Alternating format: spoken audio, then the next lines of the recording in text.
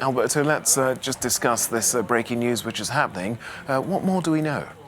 Well, we knew all about this, about what Guaido wanted to do since a couple of hours, let's say, because, as you know, communication, newspapers, TV channels are controlled by the government of Nicolás Maduro. That's why the only possibility to communicate for opposition leaders such as Juan Guaido is WhatsApp. I received at 9:30 Paris time an email and a message as well, in which they said President Juan Guaido is going to La Carlota, which is a very important military base in the outskirts of Caracas, in order to talk to military commanders over there and to say something to the country. As much as we know, the streets are completely blocked. We have seen not only activists, but also bikers. These bikers are not official police officers. They are the so-called Chavists or Chavist activists, and they are extremely violent towards every opposition we have seen.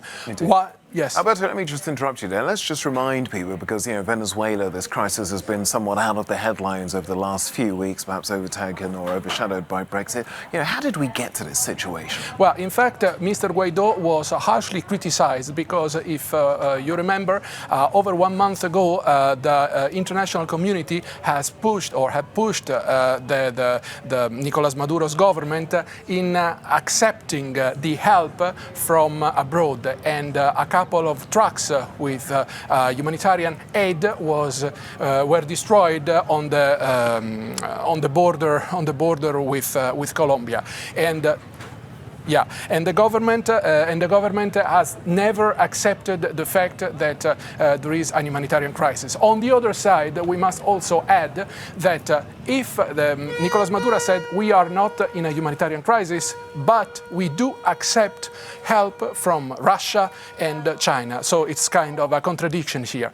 And the other thing is that what's happening today is extremely important, because together with Juan Guaido, there is Mr. López. Mr. López is the former head of Voluntad Popular. He is the man who was, let's say, politically created Mr. Guaido, because López was the president in pectore, so to speak, until a couple of years ago. He was put under house arrests, and it was forbidden to him to talk to the press, and that's why Mr. Guaido took the testimony from out of him and became the self-proclaimed president according to the Venezuelan constitution. Okay, now in this video address today, which we've received a video of, or rather pictures of, Juan Guaido does said he's in this final phase of this push. So, what are we expecting him to say next? In order to be completely honest to you and to our viewers, many coups have been announced in the last few years.